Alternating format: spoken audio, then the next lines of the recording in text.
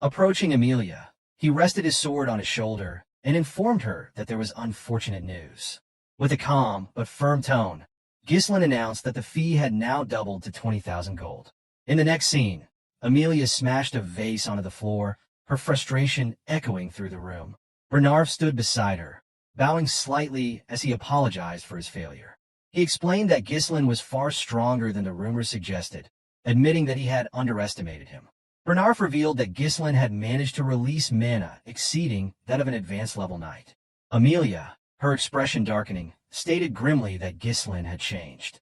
When Bernard cautiously suggested reporting this development to the Delphine Duchy, Amelia's reaction was swift. She slapped him sharply and grabbed his shirt, glaring at him with fury. She reprimanded him, asking if he truly understood the terror Duke Delphine inspired. Amelia explained that exposing the incident would spell their doom. The alliance with the Duke, formed secretly and without her father's knowledge, hinged on a covert agreement. The Duke had promised to support her rebellion in exchange for her assistance in toppling Perdium. Amelia added that her siblings would kill her if the agreement ever came to light. Her anger deepened as she considered the possibility that Ghislain might already know about the deal, given his knowledge of the Merchant Guild secrets. Turning to Bernard, she declared that Ghislain had to be eliminated, no matter the cost. Bernard readily accepted the directive. Amelia then inquired about the state of Ghislain's injuries. The knight explained that while he had inflicted light injuries across Ghislain's body and a heavier wound on his shoulder, Ghislain's use of explosive mana would likely leave him in poor condition for a time. Bernard cautioned that they could not use knights from their own territory, as doing so would leave a trail. Amelia nodded, acknowledging the constraint and reminding him of the reason she had trained a specific group of operatives. Immediately understanding her intent, Bernard asked if she intended to deploy the Wildcats. Amelia confirmed this, explaining that the Wildcats were composed of war orphans, outcasts, and those without status. Only the most naturally talented individuals proficient in mana were selected for this elite group. Amelia placed a flag on the map before her, marking a location, and instructed Bernard to send a dozen of the Wildcats there. She emphasized that only those skilled in mana manipulation should be chosen. Bernard understood her reasoning. The ravine she marked was the only narrow passage between Rayfold territory and Perdium County. Its remote location and restrictive terrain made it an ideal site for discreet operations. Bernard assured his mistress that he would prepare the Wildcats as instructed. Amelia, her expression resolute, vowed to repay Ghislain for the humiliation he had inflicted upon her. The scene shifted to Ghislain, who was seated in a carriage. Wrapping a cloth around his injured arm, he appeared deep in thought. Ghislain's senses prickled, and he wondered if Amelia was already planning her next move. Fergus, seated nearby, asked if he was all right. Ghislain assured him that he was fine, explaining that the cuts were not very deep. Reflecting on the recent battle, Ghislain acknowledged that he had pushed himself to his limits, but was satisfied with the outcome. The 20,000 gold he had obtained from Amelia was enough to cover the foundational funds needed to rebuild Perdium. For his territory, it was equivalent to years of accumulated savings. Despite his earlier anger, Ghislain had decided against killing Amelia, knowing that her death would have inevitably triggered a war, one his county could not afford at the moment. Ghislain understood that he could not risk the safety of his territory for the sake of his whims. Perdium was already struggling to handle the barbarian threat, making it wiser for him to retreat for now. The knowledge he possessed about the Arctium Merchant Guild would be enough of a burden on Amelia. As he put on his jacket, Ghislain resolved to make good use of Amelia's predicament. Belinda, observing her master's confident demeanor, asked if events were unfolding according to his plan.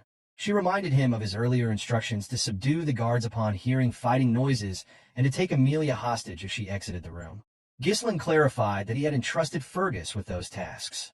As he spoke, a wave of pain coursed through his body, causing him to spit blood. Alarmed, Belinda and Fergus quickly moved to his side. Ghislain realized that the pain was the recoil from using and opening his third mana core. Although the current discomfort was less severe than before, it remained a significant burden. He acknowledged that this would be troublesome to endure every time he accessed his power, and concluded that he needed to find a way to increase his mana capacity.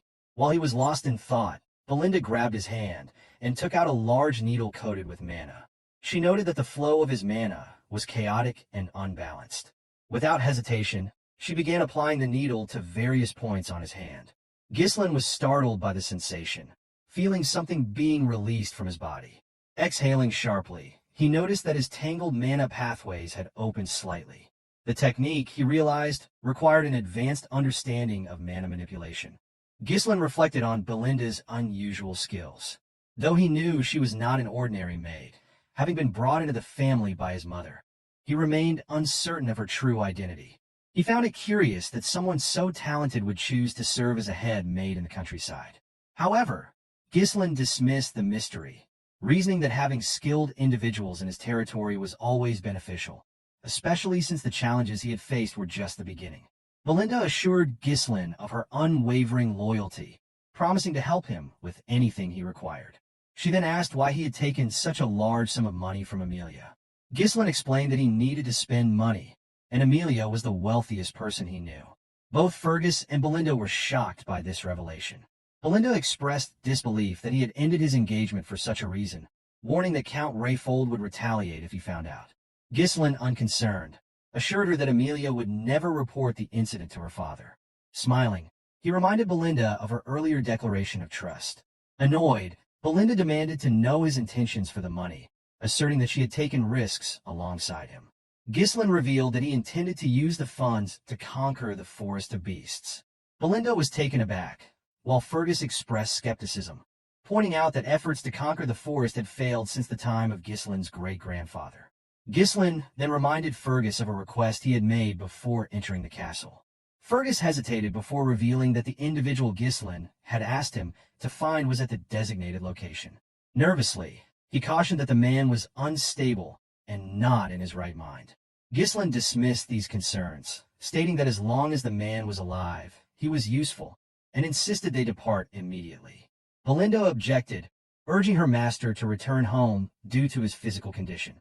She reminded him that he could not afford to wander in his current state. Ghislain countered by pointing out that Amelia was unlikely to let them leave without attempting to silence them. Acknowledging this, Belinda tapped her muscle confidently, reminding him that she was skilled in combat. She also noted that Fergus, as a knight, would be an asset in dealing with any threats. Ghislain reassured Belinda of her reliability, but clarified that the role he required was beyond her expertise. Smiling, he revealed that they were on their way to meet the vanguard he had in mind. The scene shifted as the group arrived at a wooden house nestled deep within the forest.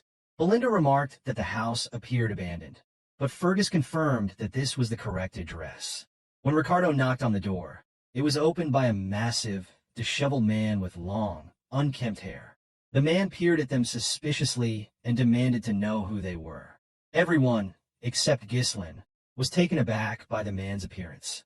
Belinda leaned toward her master, whispering her doubts about the individual's suitability, noting that he looked frail and unlikely to survive another day, let alone fight. Ghislain, unfazed, assured her that they were in the right place. The man, noticing Ghislain's noble bearing, dismissed him as a bored young aristocrat and turned to leave, telling them to go away. However, Ghislain called out to him, addressing him as the ex-captain of the Ratatosk mercenaries and referring to him by name, Ghislain. The call stopped the man in his tracks. Ghislain turned sharply, his expression a mix of surprise and caution. With a calm smile, Ghislain told him that he had long wanted to meet him. So, friends, this chapter comes to an end. What will happen next?